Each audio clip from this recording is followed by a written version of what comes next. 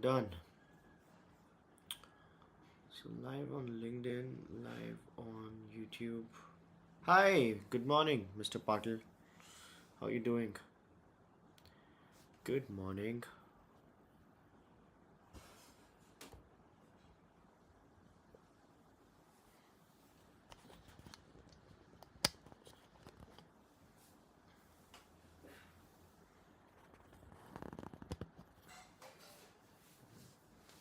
Sorry about that. New camera stand. Audio seems okay on YouTube. Thank you so much. Just gonna check that on LinkedIn. Hello, everybody on LinkedIn. Hurry up, hurry up for the show that we deserve.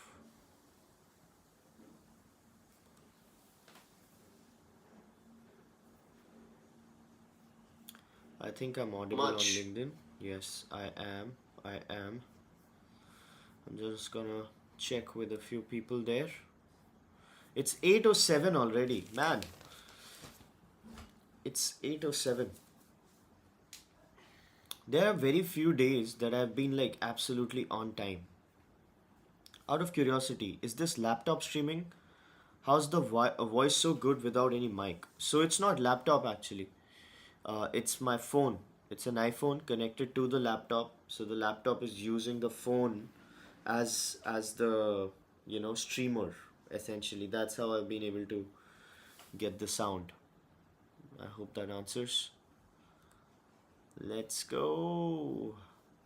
So it took a lot of time to set this up with the whole laptop, laptop, phone, and LinkedIn and YouTube.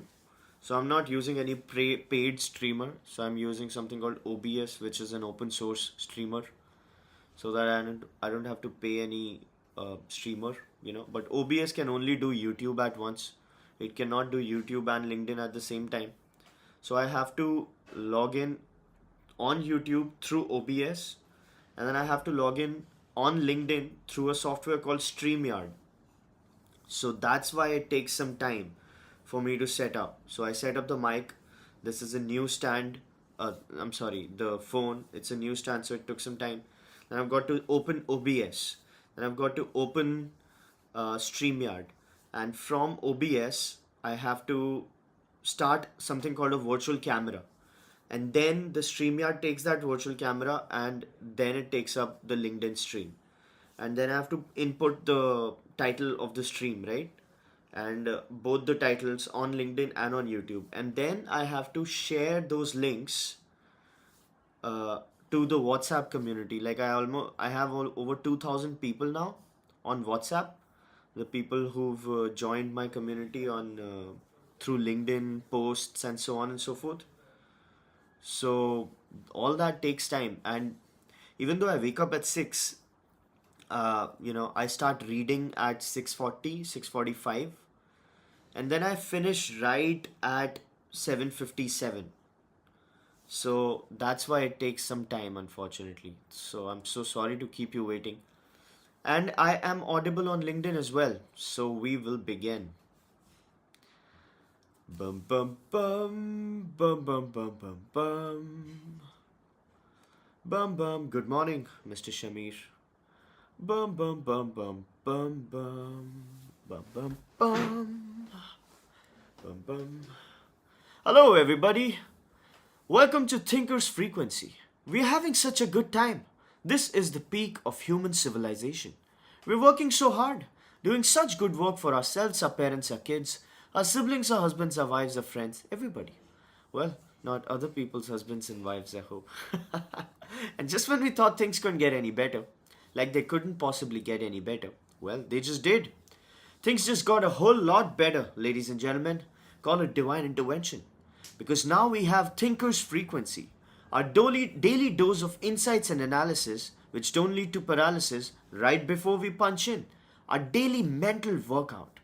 So let's continue with our journey of reading between the lines things that are especially interesting and important in the world of business and finance. Let's go! Oh, but before we go, we have to follow a tradition, right? You know the tradition? the beautiful tradition of the simultaneous sip, not ship. And all you need for the simultaneous sip is a cup, a mug, a glass, a tank, a chalice or stein, a canteen jug or flask, or a vessel of any kind. Pour it with your favorite liquid. Today I'm having coffee, cold. And here we go. Oh my god. Oh my god, let's do it again. Beautiful. Sublime. You know what the simultaneous sip, why am I not being able to say it today? You know what the simultaneous sip says, right? You know what the simultaneous sip says, don't you? It says that you're not alone. It says that we are in this together. And that's such a beautiful thing to say.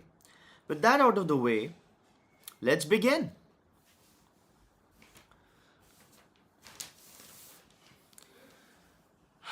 So China has lifted partly its ban on Japanese seafood. So China and Japan have a complicated relationship. Before World War II and during World War II, Japan was essentially the colonizer of China. So Japan was the oppressive force behind China in the era of World War II and before, right? And they have a 1,000-year old history where Japan has been essentially the colonizer. Uh, so Chinese and Japanese don't look eye to eye in most cases. There's a lot of jokes about it, but it's actually a serious matter. I've had friends from Japan, and we share a shared sense of animosity towards Chinese because Indians and Chinese are also not great friends, right? So there was a ban on the seafood thing after Fukushima nuclear attack, if you remember. If you remember, Japan had a nuclear fallout where their Fukushima nuclear plant was had gotten in trouble, right? So as it got rescued, as everything happened, Japan had to essentially release a lot of wastewater from the nuclear plant to the sea, to the Pacific Ocean. That was back in 2023. Now, while this move was backed by that IAEA organization, Atomic Energy Agency International, China and Russia were opposed to it because it goes somewhere, right? And they felt that it's wrong of Japan to actually discard it in the Pacific waters. So what they did was they essentially banned Japanese seafood, straining the relations. Now that led to a lot of problems. Now Japan has been a pacifist country for a long time. After World War, when it got nuked and it surrendered to United States, it became a pacifist nation. Nation means they don't believe in having their own army now. So it's U.S. Army, U.S. Navy, which is protecting Japan. But that's also changing. So Japan is now testing missiles, testing some sort of defense stuff. So all that is also a bone of contention between China and Japan, because obviously China wouldn't want a stronger Japan or a nuclear, or let's say a militarily enabled Japan, right? So that's a bit of geopolitical uh, primer on China and Japan. So now they've lifted partly the seafood ban, and let's see how it happens. Speaking of China, Chinese Communist Party, CCP, the most evil force in the universe, according to me, has crossed 100 million members in the PRC, People's Republic of China. So clearly, CCP is growing by leaps and bounds. But China's manufacturing activity has shrunk for the third month straight.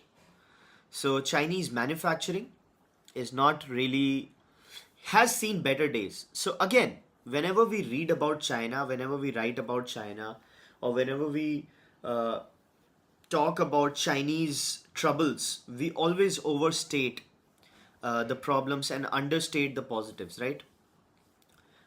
So let's talk about the negatives, what they're dealing with. China's consumption, just like India, is in decline. So India's consumption didn't really go up a lot, but Chinese consumption went up and then went down uh, the drain. So it's consumption, local consumption has declined quite a lot. Okay, and it has declined because of the real estate pressures of for the consumers, right? So real estate has been bogged down, due to which consumption has been bogged down. Now, while the domestic consumption is in a chokehold, let's say for China, its exports are looking in trouble because of the tariffs that Team Trump has enforced, right? So Team Trump, what it did was, when everybody said don't fight with China, you're gonna ruin the U.S. economy because we are so export dependent and so on and so forth. Team Trump, what they did was they talked about the leverage they have on China. They said if we stop importing from China, yes, we will be hurt, sure, but China will be hurt more. So in this game, it's always about who loses more. The win-win is obviously a strategy, but win-lose is a better strategy. And sometimes lose-lose is also a better strategy. Okay, we lose, but who loses more? So with the blockade of Chinese exports, factories are looking at an idle time which they ideally aren't used to. So the official purchasing managers index PMI rose to 49% in June from 49.5% in May, remaining between the 50 mark, separating growth from contraction and in line with the median forecast of 49.7. The new orders sub-index rose 50, while the new orders export sub-index improved 47. So these are, okay. However, non-manufacturing PMI, which includes service and construction, grew 50.5 to 50.3. With domestic demand still sluggish, dragged down by prolonged property crisis that is squeezing the household spending, exacerbated by deflationary pressures, factory owners lack compelling alternatives to sitting on inventory. As I told you, right? So China has given a goal to itself of growing 5%. So they want to grow their GDP by 5%. However, all these numbers don't look like they're going to go by 5%, right? So it's going to be, authorities cannot afford for China's vast manufacturing sector to stagnate or shrink, because that will hurt its 2025 growth target of around 5%. So that's that. However, what we got to look at is China is still making money through its exports. So it makes like more than $1 trillion in profits from its exports. It's a $17 trillion economy. And if they are looking at 5% growth, what you're essentially looking at is, they're adding, how much they're adding? $17 trillion, 5%, that's $850 million in GDP growth, right? That's extraordinary. And not just that, the amount it makes. So India is dealing with a current account deficit problem, as we discussed, right? Current account deficits is exports, imports, some investments, and so on and so forth. China has surplus. China has always been in surplus. It's always been counting too much money. So that sort of weighs down the problem. Also, the Chinese debt. A lot of people say that Chinese debt is a problem, right? When they're talking about China and when they're talking about how China is in trouble, they say that China has a lot of debt. However, that debt is domestic. That debt is domestic. It doesn't have that kind of contagion risk. So while China is slowing down, sure, and it has a lot of problems now, thanks to Donald Trump, Team Trump, out of the deal, it's still extremely strong, is what I find always. Okay? So, uh, speaking of China, there's a lot of news about China. Taiwan jails 10 for spying for China. So, how many of you know about Taiwan and Chinese troubles? So, Taiwan is a small nation. It's in China claims Taiwan as its own territory. However, Taiwan believes in independence. So Taiwan insists that it's an independent nation. However, China keeps blocking its independent status. Okay, China says it's its territory. So I once met somebody in the airport metro, and that person was Taiwanese. So just to tease her, but in all seriousness, I asked, "Hey, what's Taiwan's scenario? Is it a country or is it what?" And then she said, "Oh, that's a very sensitive issue," and so on and so forth. So China just blocked our embassy in Russia, and so on and so forth, right? So Taiwan and China have a very complicated relationship. People are expecting China to take over Taiwan anytime now, but if that happens, the world will be in a jiffy because Taiwan controls the entire semiconductor chip manufacturing effort, right? So TSMC, Foxconn, so on and so forth, all of these people are based out of Taiwan. So if China hits Taiwan, the entire chip manufacturing goes for a toss, right? Then what happens is that so US has been thinking about, would it protect Taiwan from a Chinese invasion? That's a very, very big conversation, right? However, Taiwan has right now jailed 10 people for spying for China. So, Chinese MSS, the world's largest intelligence agency, it's actually looking at Taiwan, and Taiwan has jailed 10 of these people. Moving forward, speaking of trade deals, uh, something that we talked about how Canada and US have been in a trade. Basically, US has been in a trade jiffy with every country in the world, right? So Canada, what it did was, it had insisted on a 10% or some sales tax on digital companies, digital sales tax for Facebook, Google, and so on and so forth. They said that these companies are doing whatever they're doing in our country, tax them. With that tax, Donald Trump, Team Trump threatened. Mr. Trump said that if that digital tax is levied, we're gonna just stop the trade deal and give you the bill. Giving you the bill means, hey, here's what you're paying for tariff. As that threat happened, uh, Canada said, okay, we are willing to reconsider that. Hold on. We'll reconsider that. So apparently threats work. A lot of people criticize Mr. Trump for his approach and his lack of brevity, uh, you know.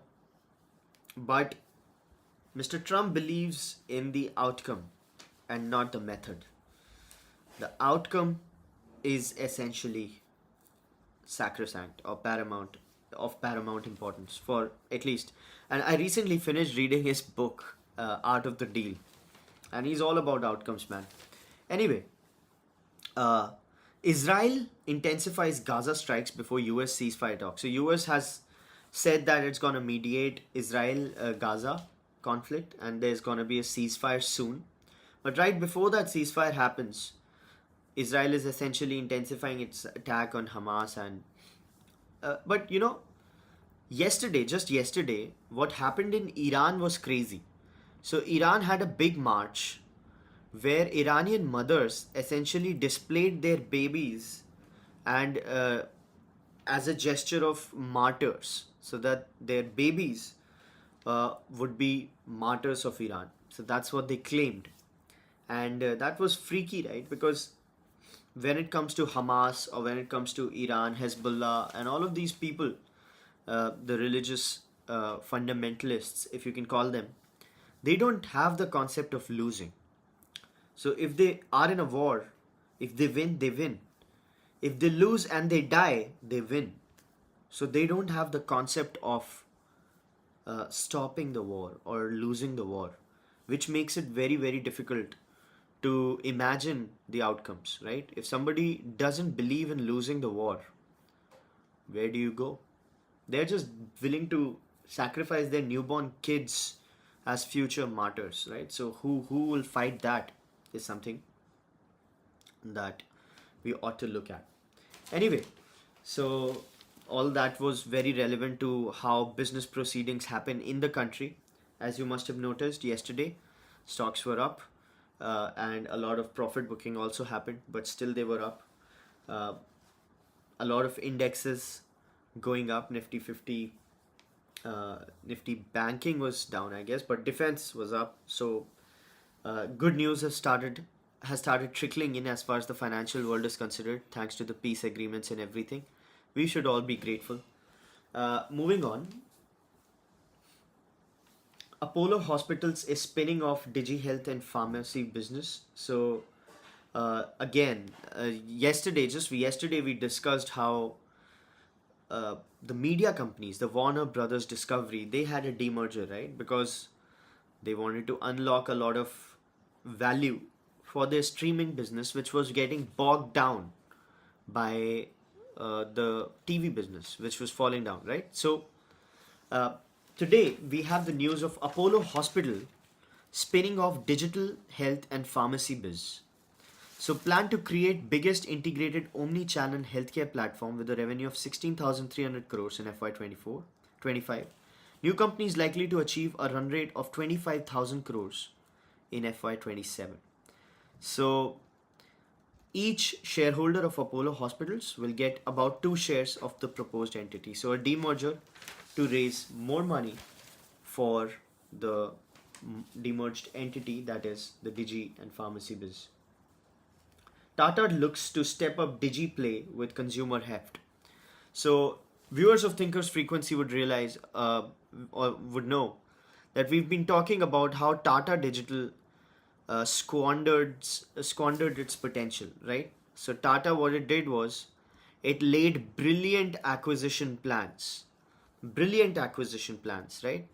It acquired 1mg, made it Tata 1mg. It acquired Cult Fit, it acquired Big Basket, and it acquired so all these businesses, all these new age good businesses, right? However, as it acquired them, and it acquired them at a very good price, by the way. So the price it paid for 1mg seemed low at that time. Everybody thought like, what are these people thinking? Why are they selling at such a low price? Why did 1mg sell at $1 billion when pharmacy is getting valued at $5 billion? Right? Everybody thought that. But Tata essentially gave them that deal and they took it, and it turned out to be the right thing. Because now pharmacy is essentially dead as disco, right? It's $500 million, $700 million or something. $500 million valued. So 1mg got sold to Tata at a very modest price, and so did Big Basket, and so did everything else. But after acquiring these companies, what they did was they just started putting them under the umbrella of Tata Neu, a new super app, which I announced back 2 years, 2.5 years ago, was like the worst move possible.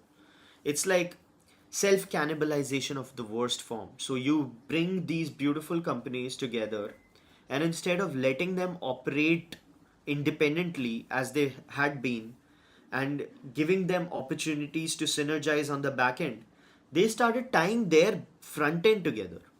So killing their brands like 1mg, Big Basket has gotten really demolished because of Tata Neu, the aspect of new.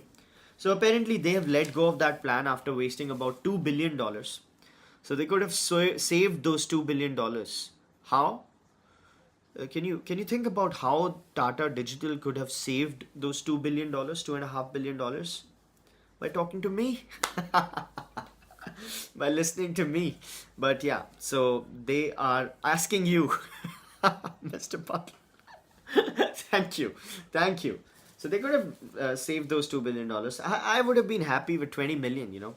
I would have been happy with 20 million. I would have given them good strategic advice. But anyway, all that is behind them after a lot of money losing, face losing, customer losing, because they've lost a lot of ground to a lot of players, right? Big Basket has lost so much of ground to everybody. It's not even in the conversation. Big Basket is always like fourth or fifth player whenever you're talking about quick commerce, right? even though it was the pioneer of quick commerce in India.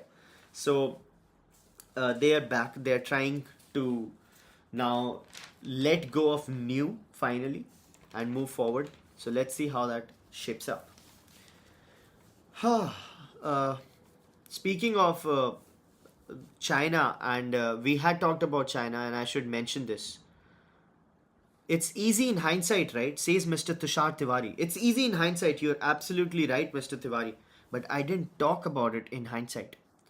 I wrote those articles back in 2.5 years ago when Tata Neu was in beginning to invest that money.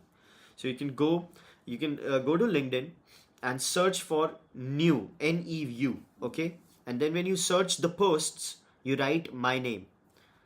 You search for my profile, and when you're gonna see that, you're gonna see when I wrote those articles. That was when Tata Neu was actually beginning to invest in new. So it's easy in hindsight, only if I said that in hindsight.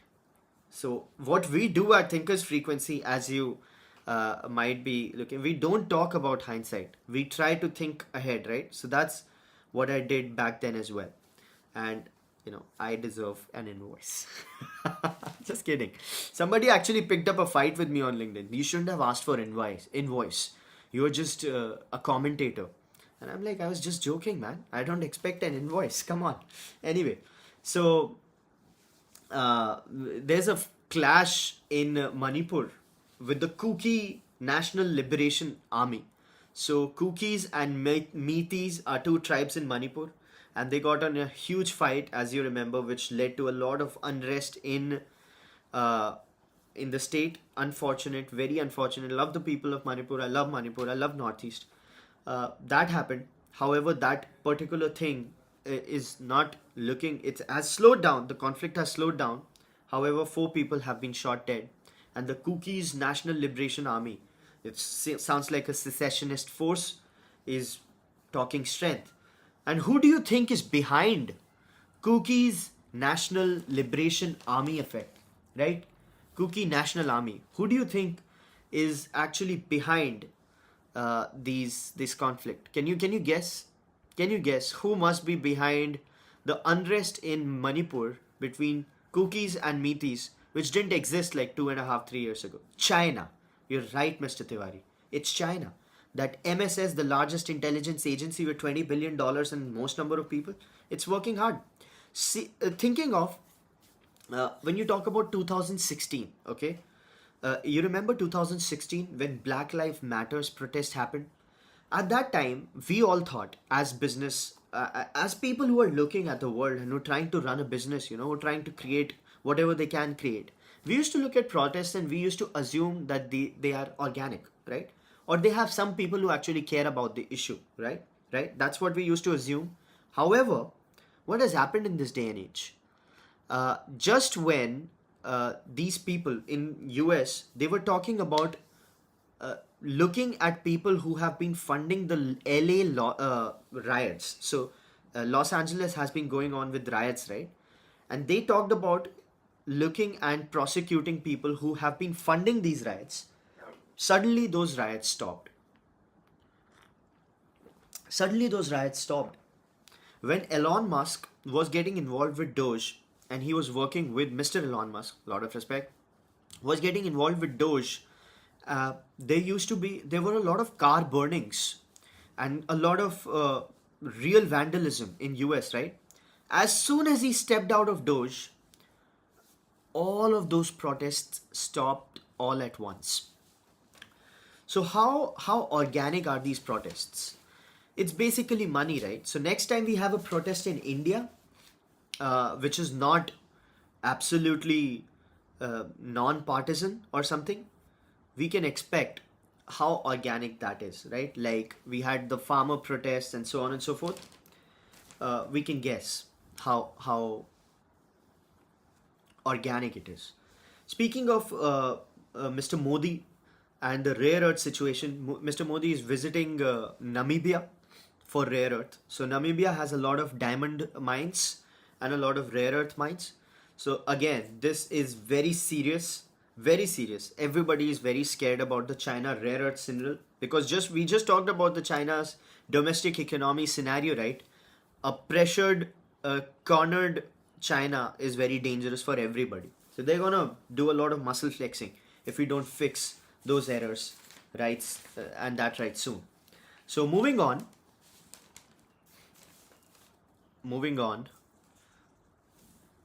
Kolkata, by the way, has really fallen apart.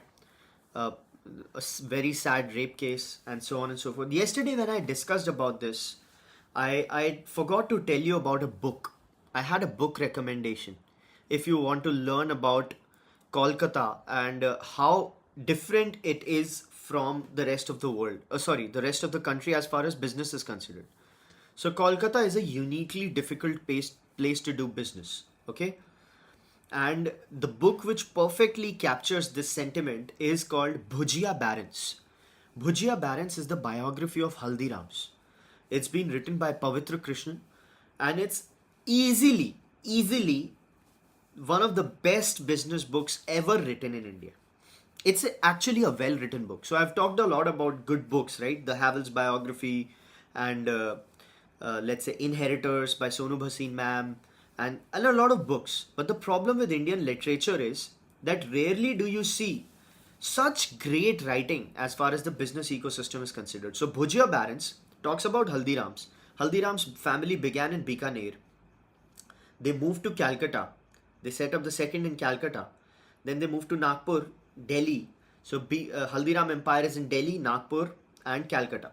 So Delhi and Nagpur have merged, and they are now valued at 10 billion. They've raised $1 billion. We all know that.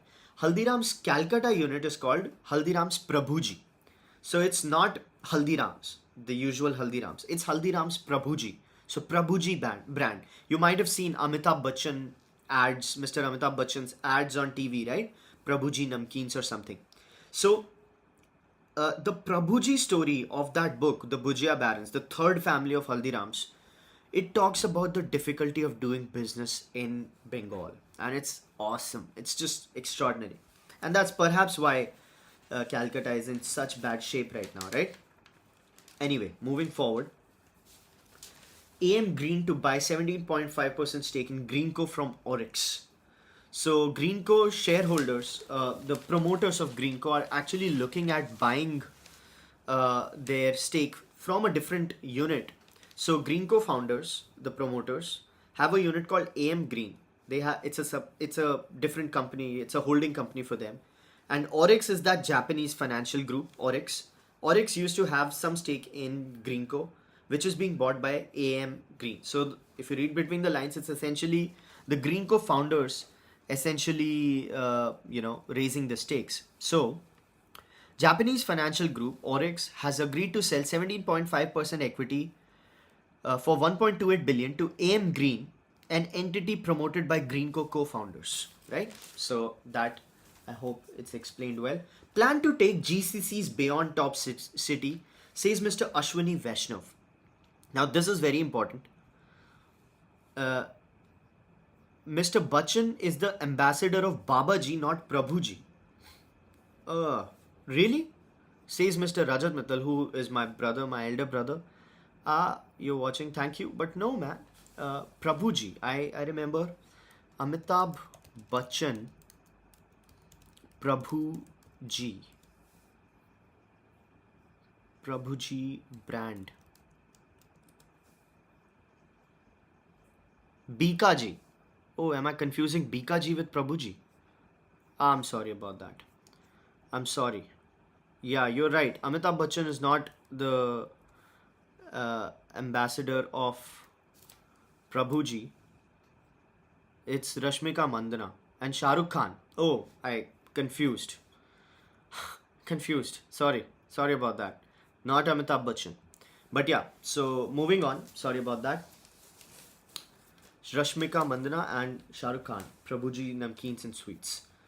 Moving on, GCCs are to be taken beyond the top cities, says Mr. Ashwini Vaishnav. Now, Mr. Ashwini Vaishnav says that GCCs are going to Bangalore, to Mumbai, to Pune, and so on and so forth, Delhi. right? They want to take it outside the city. Now, this, if you're not familiar with somebody's work, there's somebody extraordinary in India who's called the founder of Zoho, Sridhar Vembusar. Now, Sridhar Vembusar talks about uh, decentralization of investments. So he talks about creating small cities, nurturing small cities, and moving away from big cities for better quality of life, for more consumption, for so on and so forth. It leads. So what he's done with Zoho. Zoho is a $1 billion company by revenue, made in India, which competes with the likes of Microsoft, right? Zoho is a legendary company. All hats off. So they have a very big office, or a good office distributed, or they have a strategy of distributing offices in small towns and villages. Their unit is in Tankasi, which is a small town outside Chennai. So Mr. Vaishnav and Mr. Sridhar Vembu was actually given the Padma Shri award a couple of years ago, or 3 years ago.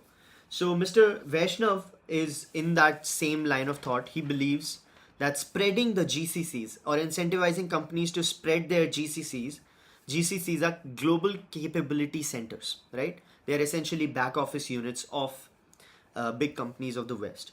So they want to incentivize them to move outside the big cities, right? So looking at above normal rainfall in July. So the rainfall business is extremely interesting. We already know what rainfalls have given to India, right? As far as the business ecosystem is considered. So business ecosystem wise, the rainfalls happened early, which led to better outcomes for the agri sector, for the farm economy, and so on and so forth, right? Because monsoon is great, which led to better consumption for farms, rural economy, which is great. However, what happened with early rainfall or milder temperatures, is that ACs started selling less. So there was like a 15-20% decline of the AC business. Then there was also a decline on the fridge business, the refrigerator business. Okay.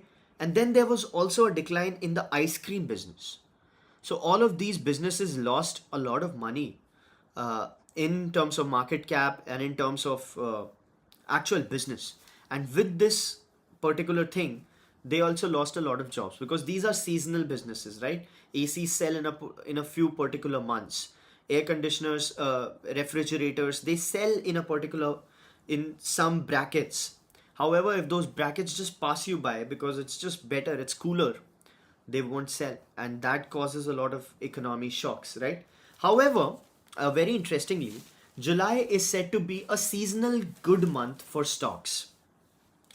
A research by Motilal Oswal says that July may turn out to be the fifth consecutive month for benchmark indices to earn a positive return, say according to the historical trend. So, according to a data from Oswal, Nifty 50 on an average has moved up 3.6%, and Nifty 500 3.8% in the month of July between 2015 and 2024. So it's like a consistently profitable month. Uh, uh, 9 out of 10 times it has improved the stock market numbers. Now, why do you think that happens?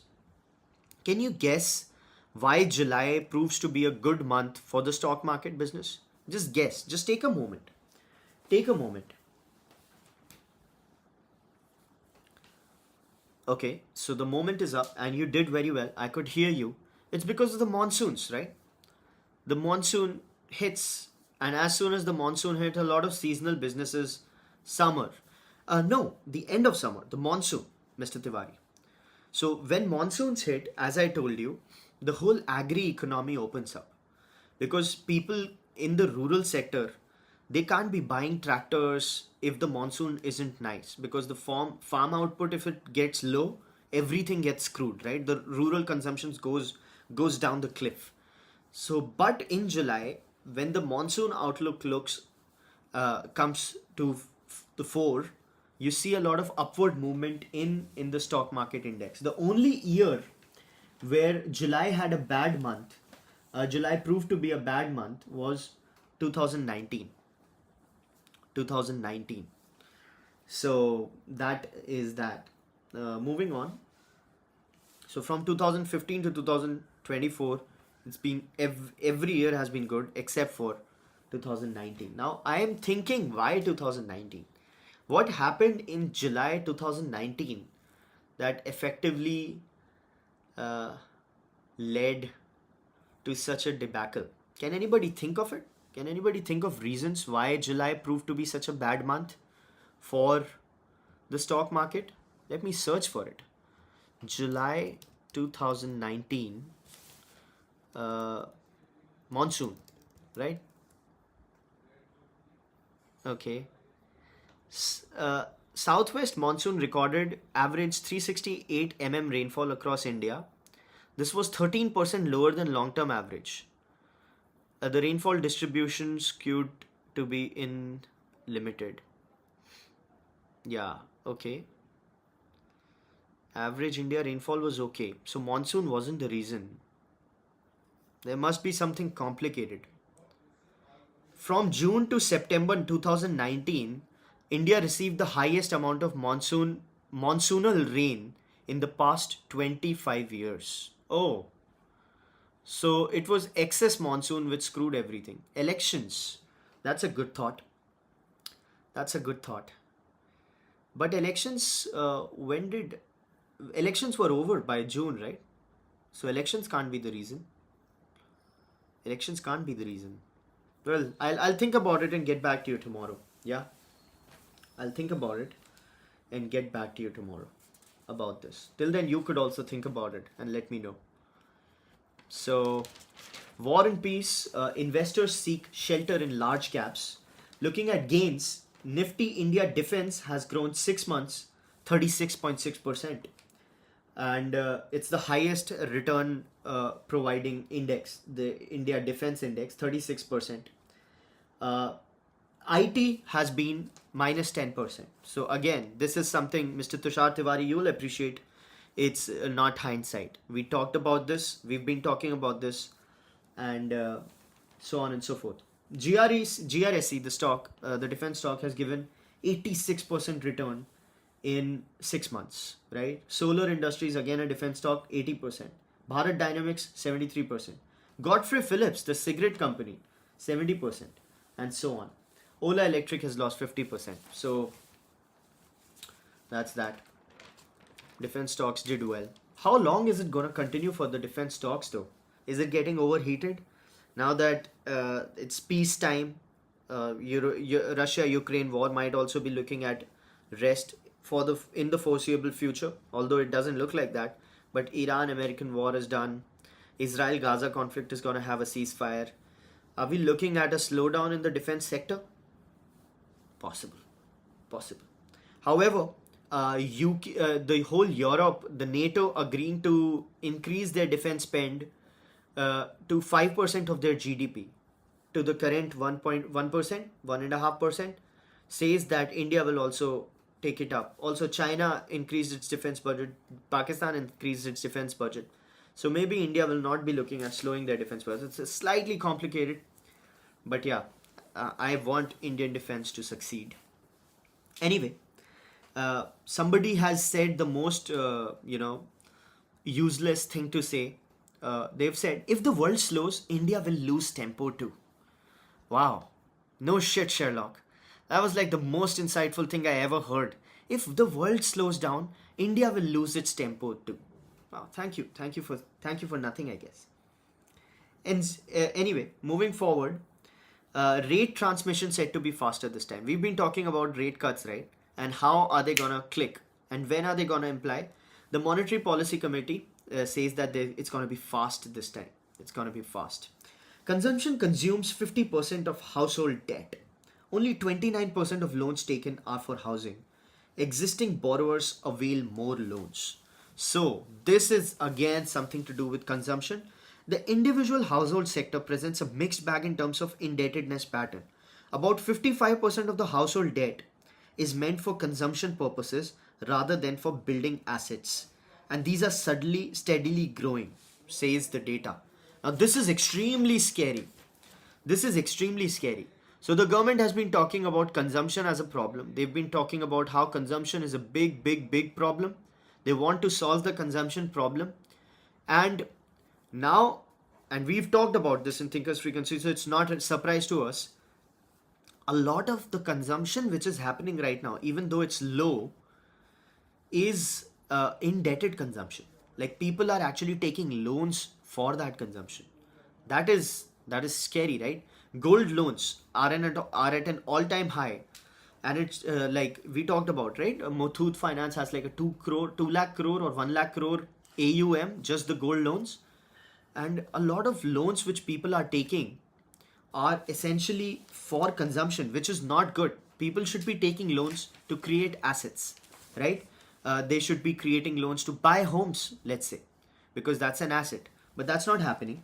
From the financial stability perspective, more than 50% of loans are to the prime and above rated borrowers. Okay, 22% of the borrowers are subprime category. That's okay. Uh, At an aggregate level, the per capita level of individual borrowers has grown from 3.9 lakh rupees to 4.8 lakh in just 1 year, 2 years. So that's slightly. Housing loans are just 29% of the overall household debt. 29%. So that's weird.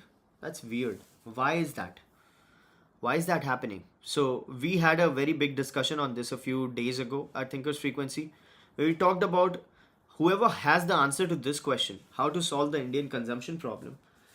It's like a $4 trillion question, right? $4.2 trillion to be precise. So let's see how that happens. I believe the fuel prices are the key. That's why India is spending a lot on energy, renewable energy, so that it can reduce its dependence on crude. Because crude, when it gets imported, a lot of problems happen, and when it goes up, inflation goes up. That sort of ruins everything. How US has tamed inflation is by reducing the energy prices, right? Drill baby drill, and so on and so forth. That's all energy. Once you bring down the fuel price, a person feels good to travel, a person feels good to transport their stuff and spend more money. So maybe it's that solution, but it's not possible for India, because a lot of what India makes, as far as money is considered, is the tax on the fuel, right? The duties on fuel. Anyway, moving forward, fiscal deficit down to 0.8% of FY26 target in April, May. So yesterday we talked about current account deficit, right? Uh, Current account deficit is different from fiscal deficit. Uh, how many of you know the difference between fiscal deficit and current account deficit? Okay, do you know about that? I'm sure you know, because we're all, we are the viewers and Thinkers Frequency. So I'll just give you a new primer. So fiscal deficit is basically government's expenditure and revenue, whatever the government is spending, and government revenue. Okay, whatever government is earning. So how does the government earn? It earns by disinvestment, it earns by selling assets, like that's disinvestment, right? And so on and so forth. It has a lot of ways to earn, right? The government. And the government's total expenditure. Sometimes the government also earns by when the RBI pays them surplus, right? So on and so forth. So revenue receipts, non-debt capital receipts. That's fiscal deficit. Current account deficit is talking about a country. Fiscal deficit is talking about the government. Current account deficit is talking about the country, where it's talking about foreign exchange earnings minus foreign exchange spending. So import, export. So never confuse fiscal deficit with current account deficit. A question from Mr. Tushar Tiwari. What do you think on ethanol blending? Oh, it's beautiful. I mean, it's a step, right? It's something that we are doing. So that's nice. However, ethanol blending, green hydrogen, solar, hydel, and battery ecosystem, and so on and so forth, they're all very important parts too. The worst part of renewable energies and nuclear, there is no nuclear stocks to buy in India. Otherwise I would have bought nuclear stocks, because that's the frontier, right? The US nuclear stocks are going up, and nuclear as an industry is just, it has wing beneath the sails right now. So that would have been nice, but we don't have a play as far as India is considered. Anyway, speaking of batteries, a lot of people were talking about batteries and how lithium ion is a problem, and it's expensive and China is dependent on it and so on and so forth. Mr. Elon Musk has actually created a big factory of batteries where it's lithium phosphate ion, LFP batteries. Uh, I might just be wrong about is it lithium phosphate or is it something else? So I'll just talk about it. 1 second. Uh, yeah, lithium iron phosphate battery. So I'm right. Lithium iron phosphate battery. It's said to be cheaper. It's said to be better, and they already have a factory of it now. So it's not every day you talk about some weird battery revolution happening in the lab, but they've made it on the factory. Speaking of Mr. Musk, the taxi has delivered the first car, which actually went from the dealership, and from that dealership they actually came to the person's garage without the driver. So that's extraordinary, right? So that's uh, something that's happening in the battery ecosystem. What's the topic today? Oh, it's the daily topic, Miss Malice Alice. Anyway, moving forward.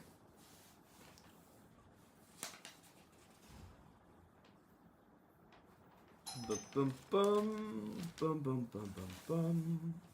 Indian phone makers dial up the fight for volume control. So, viewers of Thinkers Frequency would know that India's smartphone market uh, is stagnant at 150 million a year, 12, 13 million a month, and it's static. It's not growing anywhere. So what it's leading to is that a lot of Indian companies are venturing into contract manufacturing. So Carbon was a brand, it's now a contract manufacturer, and all of these contract manufacturers are vying for the share of the market as far as smartphone manufacturing is considered, the contract thing for other brands. So now Motorola's uh, splits orders between Dixon and Carbon. So Carbon makes phones for Motorola. Longcheer is making Dixon and Carbon. Bhagwati, Micromax guys, they have tied up, and there's a lot of competition happening as far as these contract manufacturers is considered. That's what happens. So when Indian smartphone market started declining or started getting stagnant, what did you see happening? You saw a lot of exports started happening from India. So China started exporting from India because Chinese tariffs. So Chinese brands started using Indian manufacturing bases to ship phones outside. That was number one. Number two, a lot of local contract manufacturers started ramping up because they couldn't sell phones themselves, like Micromax or like Carbon or so on and so forth. Right? The third thing which happened was, what was the third thing which happened? They started trying to get into the gaming business to ramp up the demand. So a lot of things are happening just to see where this particular market is going because it's not growing. Miss Malice Alice says, I'm here in Atlanta and they already have driverless cars in the city. Oh, yes, you're right, ma'am. I actually saw that. I saw the robot taxi, the Waymo, and so on and so forth. And it's crazy, right? Have you been in one? How people say that the experience is awesome and it's nice.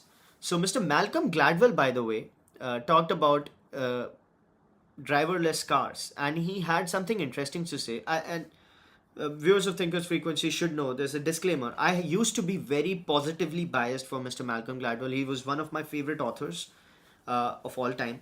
I've grown up reading his books. I used to pre-order his books, but then his last book was a total piece of shit, and his politics got in the way of his analysis. But he said something which sounded smart at the surface, right? So what he said was driverless cars won't work because driverless cars, right now, the deterrence for kids, let's say in New York, to not play on the street, not play football on the street, is that if they do that, they're gonna get hit by a car, a driver, because a driver makes mistakes, and those mistakes act as a deterrent to bad behavior on the road, you know. But driverless cars won't make that mistake. and cannot make that mistake. So if a kid or a few kids are playing on the streets of New York, the driverless car would just be static, sitting, waiting for them to get cleared, right? Now that's his argument. What do you think about it? Do you think it's smart? Do you think it's nice? Well, it sounds smart, prima facie. It does sound smart and it sounds original. It sounds like a new thing, right? Whoa, Malcolm sir, great job. However, it's not that smart if you think about it a bit deeply. Because when driverless cars are going on, there's something called the passenger, right? Now, if the kid is playing and he doesn't stop, the passenger has a lot of incentive to step out of the car and give a plenty of deterrence to the kid, right? So, some things sound smart on the surface. However, the arguments don't stand the test of time, or let's say the test of scrutiny. Anyway, moving on, electric cars are charging ahead in India to nearly double their turf. So, electric cars are moving on. Right now, they account for 4.4% of new car sales in May and 3.7 in January-May period, compared with 2.5% in 2024 and 2.2% in 2023. So that's doubling, right? Electric car sales are doubling, and Mahindra grew on the back. Tata used to have 80% share of the electric car business, but now it has 50%. So they're looking at a lot of electric car action, EV action, as far as the whole scene is considered. Speaking of EVs, Ola has, uh, electric bikes. As far as electric bikes are considered, TVS number one, Bajaj number two, and Ola is number three, and its market share is falling. Ather is number four, its market share is climbing up. So Ola Electric doesn't seem to be seeing a lot of good days ahead, you know. Moving on. Law firms weigh taking Air India to court in US and UK. So sometimes law firms are the worst people in the world. So they are. There's a very good movie on this. If you want to watch, it's a beautiful, one of the best movies I've ever watched. It's called Civil Action. A Civil Action. 1997. John Travolta. Robert Zemeckis was the director, or I don't remember. The director is also pretty solid. No. Robert Zemeckis was not the one. It's the guy behind. He's written a lot of good movies. He's a writer. Anyway, so Civil Action talks about lawyers essentially just causing problems to make money, right? So these lawyers in US, they are looking at taking Air India to court in US and UK on behalf of the family so that they could earn money. Even though the Tata Trust has like earmarked 500 crores to as condolence sum, or let's say whatever you can call it, as the what's the right word for it, as settlement. No, settlement would be a cheap word for it. As repatriation, what would be the right word for it, when a company pays the victims support families. Okay, Tata setting up 500 crores in trust fund to support the families. So that's what's happening. Lawyers are trying to screw with Air India. They've already trying to screw with Boeing, which is right. Boeing is responsible for it, and now Tata is in their line of sight. So let's see what happens there. Moving on, the lastly, if you viewers of Thinkers Frequency would remember that we talked about Meta poaching OpenAI's top people for $100 million, right? So Sam Altman said in an interview with his brother, actually. So his brother was interviewing him in a podcast, and he said that Meta is actually poaching our people, and they're giving $100 million in signing bonus, not salary, signing bonus, just the signing bonus. Right? That news has turned out to be fake. So he was caught lying once again. However, Meta has managed to get like top three people, OpenAI researchers, to its fore, and that's actually happening. So a lot of action as far as AI is considered. Let's see where that takes us. And with that, ladies and gentlemen, I come to the end of the 37th episode of Thinkers Frequency, your daily mental workout, your daily dose of insights and analysis, which don't lead to paralysis right before we punch in. It's 9:05, and we have to. We've got to start work. I hope you have a beautiful day, personally and professionally, and I'll see you tomorrow. Hopefully, same place, same time. Bye bye.